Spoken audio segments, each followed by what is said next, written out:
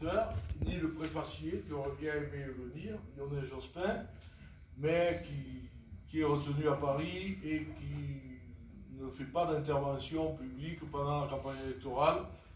On le comprend très bien. Alors, je vais lancer un petit peu la séance en expliquant la genèse du livre. Le conseil départemental s'est rendu acquéreur d'une collection de 54 cartes postales qui avait été éditée par le Parti socialiste SFIO au moment du congrès. En prenant cette initiative, le conseil départemental était dans le sillage, je dois dire, du conseil général du TAR, qui lui avait récupéré la motion du TAR rédigée de la main de Jaurès lui-même, puisque c'est un congrès Jaurès.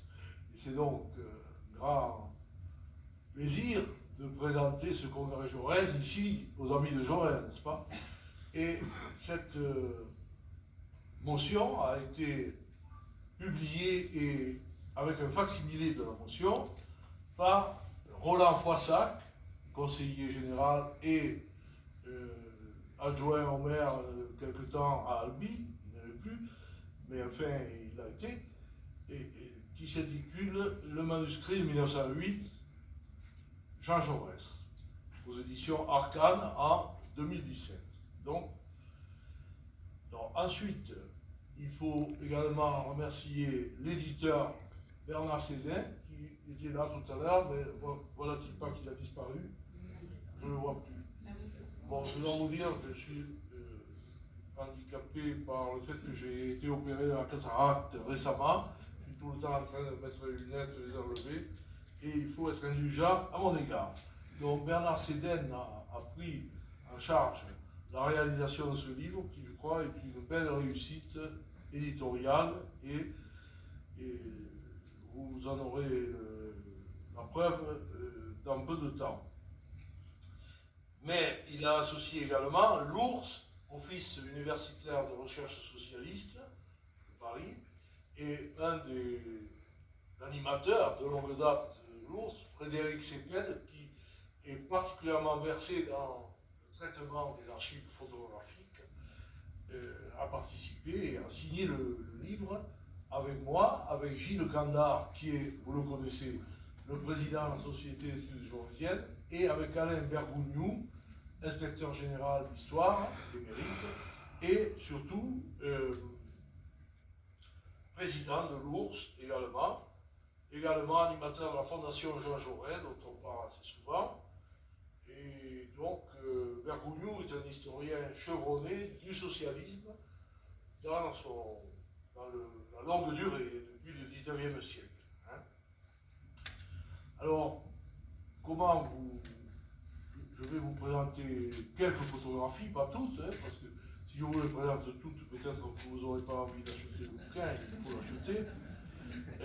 Mais je vais d'abord vous expliquer comment on a construit le livre. Hein.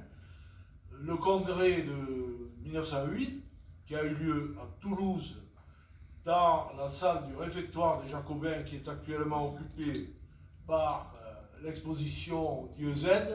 Vous y êtes allé récemment, certainement, enfin beaucoup d'entre vous, puisque c'est une exposition qui a eu beaucoup de succès.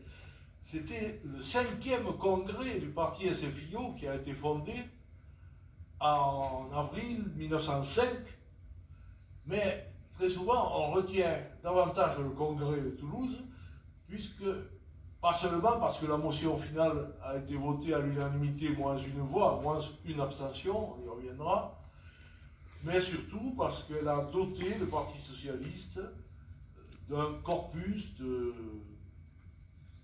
doctrines, on disait à l'époque, de valeurs, de principes, qui sont restés jusqu'à nos jours, je dois dire. Hein. Et alors que l'unité, pour la couverture, on hésite toujours sur les titres. J'avais pensé tout d'abord mettre le congrès de l'unité, mais mes collègues Bergougnou et Seped m'ont dit non, c'est pas le congrès de l'unité, le congrès de l'unité c'est 1905. Alors on a mis le Congrès pour l'unité. Et je crois que c'est bien le cas, puisque l'Humanité, journal de Jaurès, puis qui est devenu le journal du parti, l'Humanité a titré « Vive l'unité » le lendemain de la tenue du Congrès, n'est-ce pas? Alors, je crois que l'objectif, si vous voulez, c'était d'expliquer le Congrès. C'était un Congrès qui a duré 4 jours. Et ça a été 4 jours de débats extrêmement, comment dirais-je, animés et pas très calmes. Il y a eu beaucoup d'opposition. Hein? Si vous voulez, en gros, dans le Parti socialiste de cette époque, le Parti socialiste, il y a toujours eu des courants. Hein? C'est le principe de base du Parti socialiste. On peut définir 3 grands courants, mais il y avait des sous-courants qui étaient très différents. Alors, les 2 gros courants, c'était le courant des guesdistes, Jules Guesde, alors qui d'ailleurs était absent au Congrès, mais il avait son alter ego, Paul Lafargue, que vous verrez sur les photos, qui était par ailleurs le gendre de Karl Marx, et ce qui lui donnait évidemment une aura particulière. Quand il parlait, on pouvait penser que c'était Marx lui-même qui, au-delà de sa mort, qui remontait à quelques décennies, parlait par sa bouche. Il est intervenu, évidemment, à plusieurs reprises. Et les guédistes constituaient le gros bataillon du Congrès. Ils contrôlaient beaucoup de fédérations. Ensuite, il y avait les fidèles de Jaurès lui-même, puisque pendant 5 ans, entre 1900 et 1905, par suite d'une dispute très grave concernant la participation d'un socialiste à un gouvernement au moment de l'affaire Dreyfus, c'était Mitterrand, qui avait participé au gouvernement Valère-Rousseau avec l'appui de Jaurès, mais Guesde et Vaillant étaient complètement opposés à cela, au point de fonder un parti socialiste de France, qui était le parti guesdiste. Et puis Jaurès avait fondé, lui, le Parti socialiste français. Ça pouvait désorienter beaucoup de gens. Ce n'est qu'à partir de 1905 qu'on a un seul parti socialiste. C'est pourquoi on l'a appelé le Parti socialiste unifié, mais il s'appelait officiellement Parti socialiste, section française de l'Internationale ouvrière, SFIO. Il a duré jusqu'à 1971, c'est-à-dire le congrès d'Épinay, dominé par la personnalité de Mitterrand, qui a modifié les statuts et c'est devenu le Parti socialiste que vous connaissez et qui continue sa course aujourd'hui. Bon, alors ça c'était déjà les 2 grandes tendances, mais il y avait une 3e tendance qui est, je vois quelques sourires en assistance, mais à ma connaissance, le Parti socialiste existe toujours et a des candidats aux différentes élections. On l'a vu aux élections régionales et départementales, et on le voit à l'élection présidentielle avec Madame Hidalgo.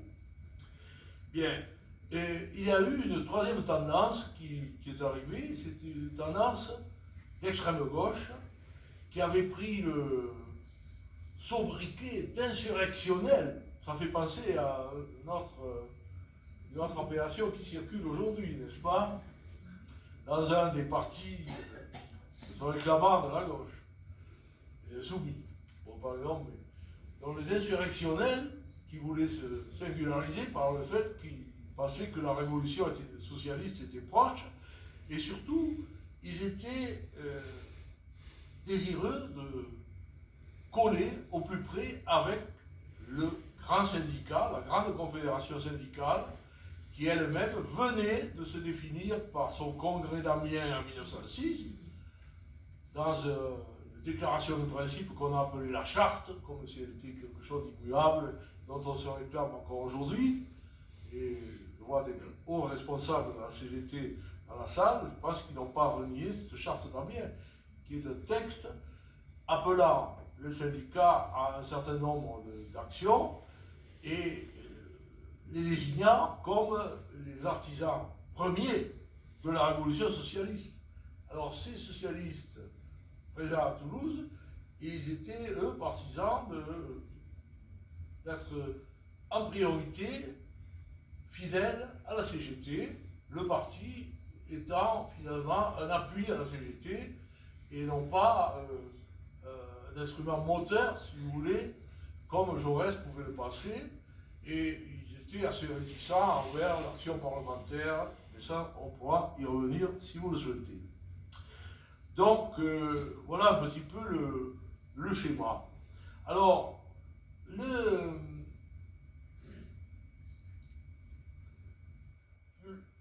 la place de ce congrès dans l'histoire générale du socialisme a été décrite par Alain Bergogneau, c'est le premier texte qui figure dans le livre, et qui développe cette idée d'une unité un peu tardive, imparfaite, qui se construit à ce moment-là. Le deuxième chapitre, c'est Gilles Candard qui l'a rédigé, et il montre comment le Congrès intervient dans la carrière de Jaurès lui-même. Puisque Jaurès commence très tôt sa carrière, ça a été le plus jeune député de France, député du temps, en 1885, sous l'étiquette républicain, point, tout simplement. D'ailleurs, il s'est placé au centre de l'échiquier, enfin, pas de l'échiquier, de l'hémicycle plutôt, dans la Chambre des députés.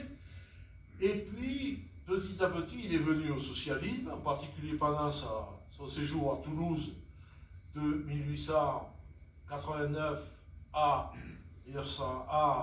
1893, et puis à Carmaux, dont il est devenu officiellement le député socialiste en 1893. Et il a mené différents combats au sein du parti, j'en ai un peu parlé déjà, et hors du parti, l'affaire Dreyfus étant, et la séparation de l'Église et de l'État étant deux éléments majeurs de son combat. Et Candard montre que le Congrès de Toulouse, c'est un petit peu la définition de Jaurès comme le leader principal du Parti socialiste jusqu'à sa mort tragique, jusqu'à son assassinat en 1914. Et bien sûr, cette acquisition, cette cristallisation du parti autour de Jaurès est une chose importante de son œuvre, que l'on oublie un petit peu parfois, hein, puisque sur les monuments, vous avez toujours Jaurès apôtre de la paix, chose dont on a bien besoin aujourd'hui, un message qui est toujours présent et qui, hélas, est remis en cause puisqu'une guerre vient d'éclater en Europe et nous en sommes tous très bouleversés, très inquiets. Et nous trouverons moyen aussi de marquer notre souci et notre présence à propos de cette actualité tragique. Le Congrès de Toulouse a très peu parlé des problèmes internationaux. Son thème général, c'était l'action générale du parti. Il fallait donc définir en priorité les principes. Alors ensuite, le troisième chapitre, c'est moi qui l'ai rédigé, il concerne Toulouse. Et j'essaie d'expliquer comment, à Toulouse, les leaders socialistes, Albert Bedouce en particulier, qui était déjà chevronné, qui avait commencé avec les guettistes, mais qui s'était beaucoup rapproché de Jaurès, qu'il admirait énormément, parce qu'il avait suivi ses cours à la salle du Sénéchal, que vous connaissez tous, et il était, je dirais, pour une union entre Guest et Jaurès, la priorité. Mais surtout Bedouce, qui avait été le premier maire socialiste de Toulouse en 1906, élu député dans la foulée, mais démissionnant du rôle de maire et passant le témoin à Jean Rieux, son camarade, les socialistes avaient perdu la mairie en 1908. Le congrès avait été décidé au congrès précédent en 1907, pensant que les socialistes resteraient au pouvoir en 1908. Et non, c'était les radicaux qui étaient revenus. Et il faut bien savoir, souvent on oublie, qu'il y a eu une alternance politique à Toulouse, 1908 les radicaux, 1912 retour des socialistes, 1920 retour des radicaux, et 1925 implantation plus durable jusqu'en 1971 des socialistes, avec le grand maire bâtisseur Étienne Billière, qui avait laissé beaucoup de souvenirs, n'est-ce pas?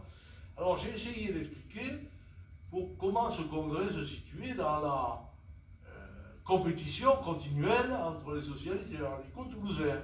Et c'est pas facile, parce que il y avait des points communs, la laïcité, on l'a déjà cité, la séparation de l'État, mais il y avait beaucoup de disputes sur les octrois, sur la conception du clientélisme ou du suivi des adhérents et des supporters du parti, etc.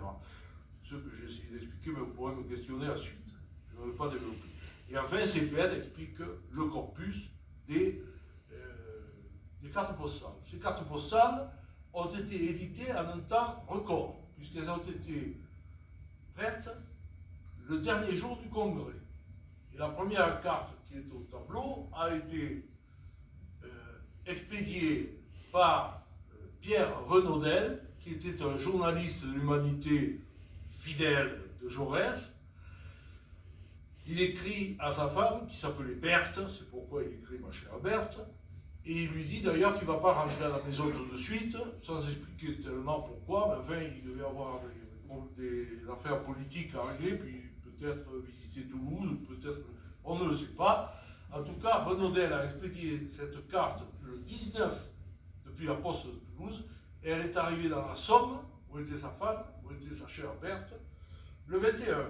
C'était pas mal. À cette époque-là, c'était les PTT, et ma foi, on peut les saluer.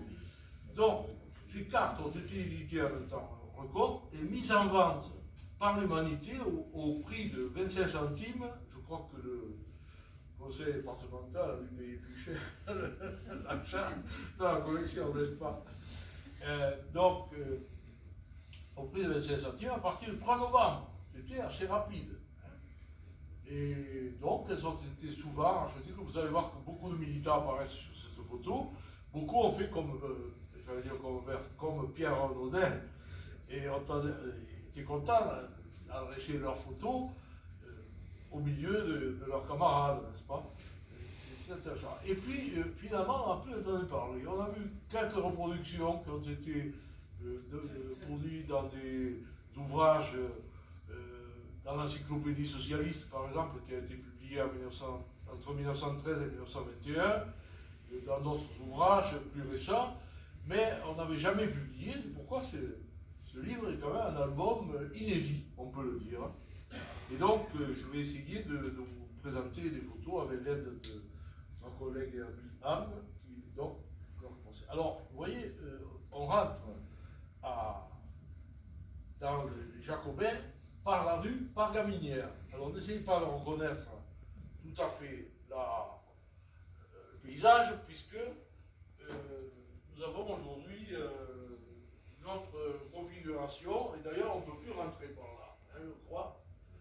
On est un peu en train de travailler aussi à un parcours Jaurès, et on mettra une plaque aux Jacobins, puisque c'est un moment capital dans l'histoire Jaurès, c'est dans l'histoire du socialisme, n'est-ce pas? Et donc, il y avait cette grille qui a complètement disparu.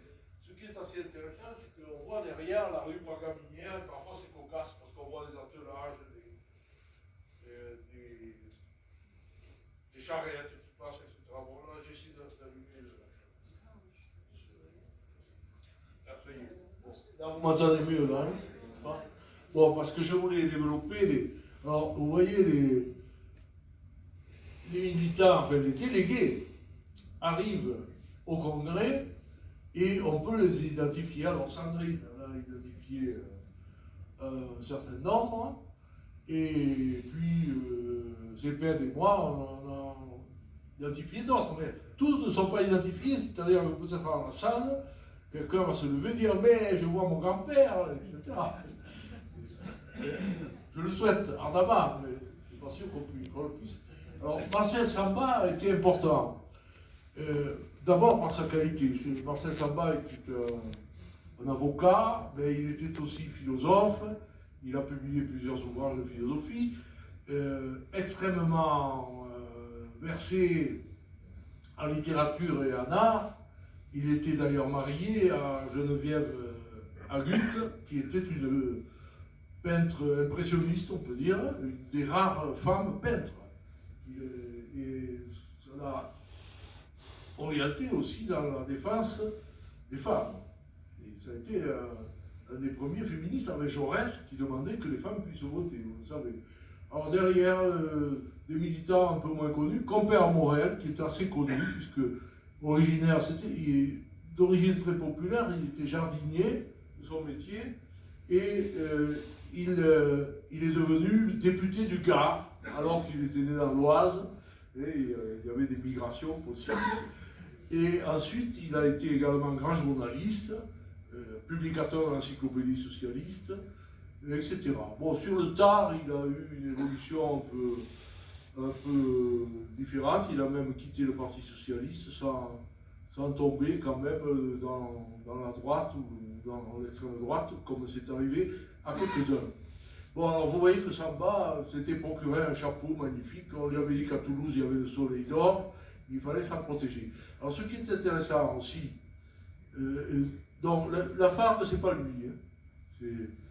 C'est une fausse. On a rectifié. Là, vous avez eu une photo qui date des débuts de l'identification, parce que je n'ai pas voulu placer ceux où ça aurait trop offusqué un petit peu l'aspect photographique. Je me rappelle, c'est un député du Nord. Je ne sais pas si c'est pas du Clou, mais vous le trouverez. Alors, Achille Leroy est un vieux militant anarchiste, converti plus ou moins au socialisme, s'est rapproché des socialistes, et lui, il tient une table où il vend des brochures de la CGT, des brochures anarcho-syndicalistes.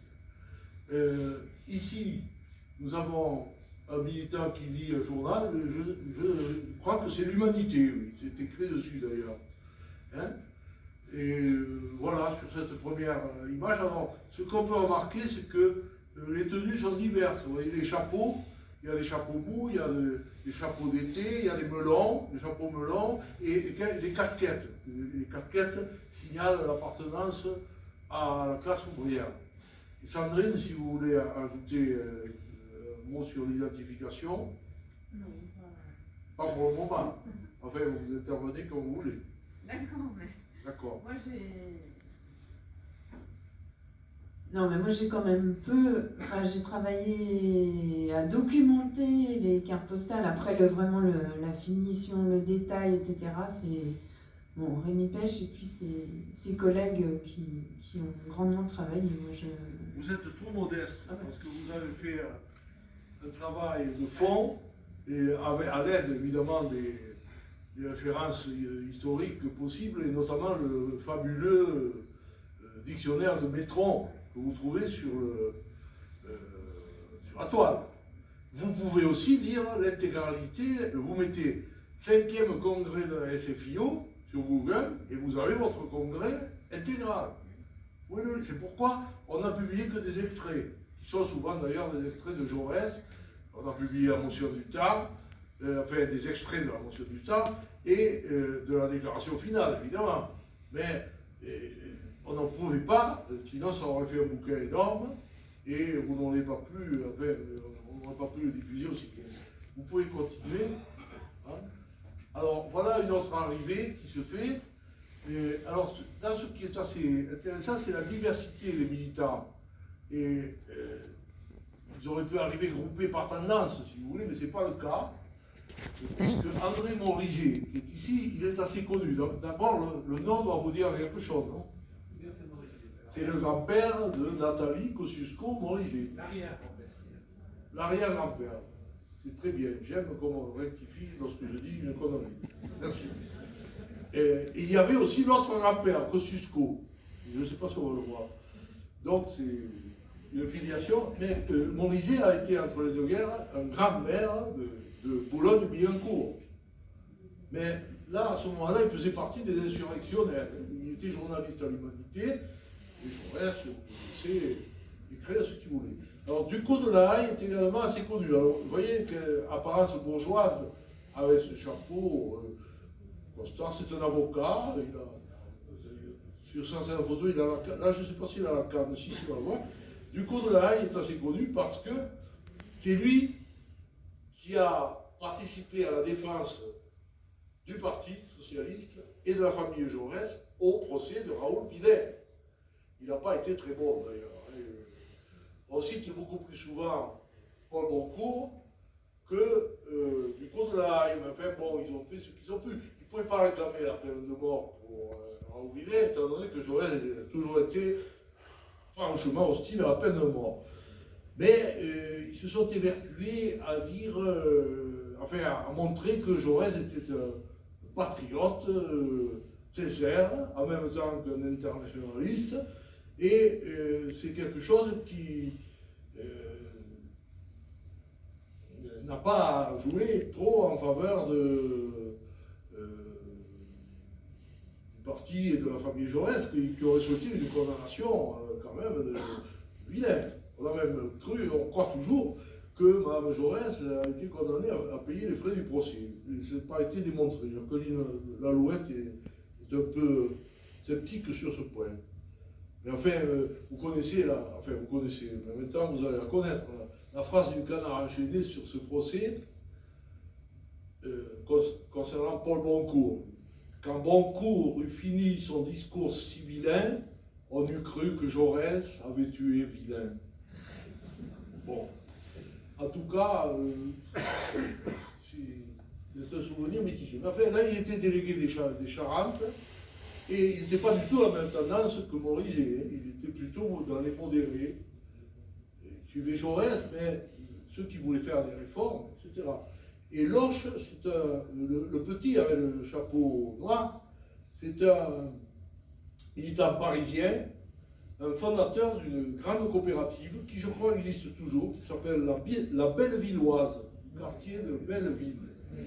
Et Loche, c'est un militant coopérateur. Alors ça, c'est souvent négligé, le rôle des coopératives. Et Jaurès était très attentif, il souligne toujours la présence des coopérateurs et l'importance du mouvement coopératif comme instrument non pas d'une construction socialiste précurseur, si vous voulez, mais en tout cas prouvant qu'une autre logique que la logique capitaliste du profit peut avoir lieu. Et c'est pourquoi d'ailleurs Jaurès a été le fondateur de la Bergerie ouvrière d'Albi, n'est-ce pas? Il était lui-même un coopérateur. Alors là, vous voyez une charrette derrière, je ne sais pas si c'est un corbillard ou quoi, mais enfin, elle passe derrière et les femmes sont intriguées par cette affluence. Il y avait quand même 250 délégués, sans compter les journalistes. Il y avait on verra quelques spectateurs, mais pas beaucoup. Et on voit derrière, j'allais oublier quelqu'un que je connais bien, évidemment, parce que j'ai fait beaucoup de recherches sur la viticulture et la révolte des vignerons, c'est Ernest Féroul, le maire de Narbonne, qui arrive majestueux avec sa barbe blonde. Et il arrive tout seul, vous voyez, sans aucun apparat particulier. On continue. Alors voilà la vedette, Hubert Lagardelle. Alors lui, c'est un personnage absolument singulier. Lagardelle avait des origines très modestes. C'était le fils de paysan assez aisé d'un village qui s'appelle Le Burgot, qui n'est pas loin de Grenade, je crois, par là. Arboriculteur. Donc, tu es assez aisé, qui lui ont payé des études et qui lui ont permis de vivre pour ses idées, on peut dire, puisque Lagardelle a été, en premier, un créateur de revues socialistes. Intéressante d'ailleurs, ouverte à beaucoup de tendances. Le mouvement socialiste, qui est une mine pour les chercheurs sur le socialisme. Et c'est ce qui l'a rapproché d'ailleurs des syndicalistes. Là, dans le congrès, il s'oppose vivement à Jaurès en essayant de dire que les réformes du Parlement ne sont pas concluantes et que la priorité doit être accordée à la lutte syndicale avec, à ce moment-là, les deux grandes idées propagées par la CGT de l'époque, c'est-à-dire l'action directe. On s'attaque au patronat sur la base, dans les usines, et on obtient des avantages, etc.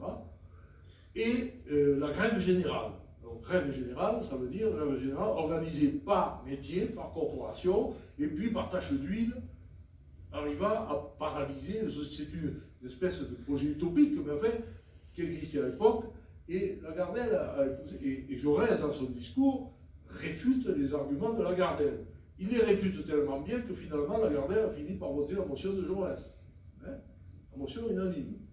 Parce que pendant tout le congrès, on s'est demandé si les Jaurésiens allaient s'allier avec les insurrectionnaires, j'allais dire les insoumis de l'époque, pour écarter les guédistes, qui représentaient, je vous dis, la grande masse, ou avec les guédistes pour écarter les insurrectionnaires, ce que les guédistes auraient déjà souhaité. Et vous pouvez constater aussi que Lagardelle a une apparence assez, on dirait, dandy un petit peu. Hein. Il était élégant, comme d'ailleurs Paul Lafargue, qui est le guédiste. Et il y a un vendeur de l'humanité, là, qui, avec une casquette, hein, la Dépêche aussi avec une casquette, le vendeur de la Dépêche. Et derrière, on voit Bourrico qui a parlé parfois. Bon, Eusé, c'est un militant de l'Orbe, du département de l'Orbe, qui est tombé dans l'oubli complet. Vous pouvez continuer, Anne. Alors voilà, donc, un militant qui vient de se procurer une brochure, qui le passionne, dont il va se servir dans son argumentation, parce que lui était dans la branche guédiste, mais très proche des insurrectionnels, c'est Rapoport. Rapoport est connu pour avoir écrit la première biographie de Jaurès pendant la guerre de 14. Et c'est un livre, je dirais, très sincèrement élogieux de Jaurès, alors que dans le congrès de Toulouse, il s'oppose à lui catégoriquement. Hein. Il développe l'idée de l'inanité des réformes, etc. Et donc, Rapoport était un juif russe d'origine, polyglotte, très cultivé, et un orateur assez brillant. On continue. Alors là, nous voyons apparaître la vedette toulousaine la plus importante à ce moment-là, Albert Bedouce. Hein. Albert Bedouce est un militant de longue date. Il a à ce moment-là une quarantaine d'années et il a été maire de Toulouse pendant quelques mois, le temps de réaliser une réforme dont les vieux Toulousains parlent encore, c'est la réforme des poubelles, des bedoucettes, qu'on a appelé les bedoucettes. Mais il a fait d'autres réformes aussi. On ne peut pas le réduire à la question des poubelles. Il a été extrêmement brillant dans son travail municipal, puisque c'est lui qui a fait le premier projet de téléphérique à Toulouse. Et ça a été découvert récemment, ceci dans les années 30, pas dans les années 1906. Alors Bedouce a été un des grands organisateurs du congrès. Tout à l'heure, je vous ai dit qu'il faisait un peu le pont entre Jaurès et Gued. Comme son travail à l'origine, c'était représentant de commerce de la papeterie Sirven, Sirven avait été aussi le maire de Toulouse dans les années 80, qui était un républicain, un bon républicain, mais pas socialiste, pas du tout. Je disais parfois radical, mais fait pas trop. Et il avait fondé la Dépêche, c'était le premier fondateur de la Dépêche. Après, la Dépêche, elle avait évolué plus vers la gauche. Et Bedouce, lui, avait été longtemps représentant de cette imprimerie Sirven, qui était une imprimerie brillante, qui avait inventé les calendriers muraux, les blocs-notes, enfin les blocs éphémérides, etc. Mais il était très en contact avec la bourse du travail et avec les ouvriers. Bedouce avait, tout en étant, si vous voulez, on peut dire, représentant, c'était petite classe moyenne, hein, il était très lié aussi avec les paysans. Parce que je crois qu'il avait un grand-père jardinier à la lande qui produisait des violettes. Et notamment, il a veillé à ce que tous les délégués aient un bouquet de violettes tous les matins sur leur table pendant le congrès. On le verra peut-être. Alors ensuite, Éloi et Éliès, Éloi délégué de l'Hérault, et Éliès délégué de l'Ain, mais originaire de la Dordogne. C'est compliqué. Là, ce sont des coopérateurs également. C'est vrai que dans l'Hérault ont été créées les premières coopératives viticoles, coopératives de Maraussan, où nous irons peut-être, je le souhaite vivement, ensemble le 18 juin, puisque nous ferons notre voyage dans l'Hérault, et puis d'autres, Pessan, puis Serguier, etc. Et Eliès avait créé des coopératives dans le domaine des laitages, du beurre, etc. Aussi très, très actifs, ils ont eu des positions. Et Jaurès était très attentif au mouvement coopératif, qui était très divisé. Le grand théoricien de la coopération à l'époque, c'était Charles Gide, professeur à la faculté de Montpellier, qui n'était autre que l'oncle de André Gide. Et Jaurès s'était rapproché de Gide parce que c'était vraiment une pointure, comme on peut dire, dans le domaine de la coopération. Il n'était pas socialiste, mais en tout cas, il était coopérateur. Et il avait mis en place un grand nombre de techniques de comptabilité en particulier, très intéressantes. On peut continuer. Alors voilà la salle du congrès, la salle du réfectoire. Alors vous voyez que forcément pour contenir 250 personnes, c'était extrêmement difficile, mais on y est arrivé par des travées, c'était très bien organisé, une décoration, il y avait des guirlandes avec évidemment peut-être des drapeaux rouges qui apparaissaient. Et donc là, on en a identifié pas mal. Alors, je vais souligner quand même l'importance de Cécile Tarbourièche, ici, déléguée de l'Ain, qui fait partie des 7 femmes officiellement déléguées. Et ces 7 femmes sont toutes soit l'épouse, soit la sœur. Là, c'est la sœur de Tarbourièche, Ernest, qui est à côté, qui est un prof de droit de Paris, assez réputé à l'époque, et qui est un militant socialiste connu, collaborateur de l'Humanité aussi. Et alors, on peut dire évidemment que ces femmes, étant un petit peu un appoint à leur mari, n'avaient peut-être pas suffisamment d'autonomie, mais enfin, elles étaient quand même. Hein, alors que les femmes ne votaient pas. Et on va en voir d'autres.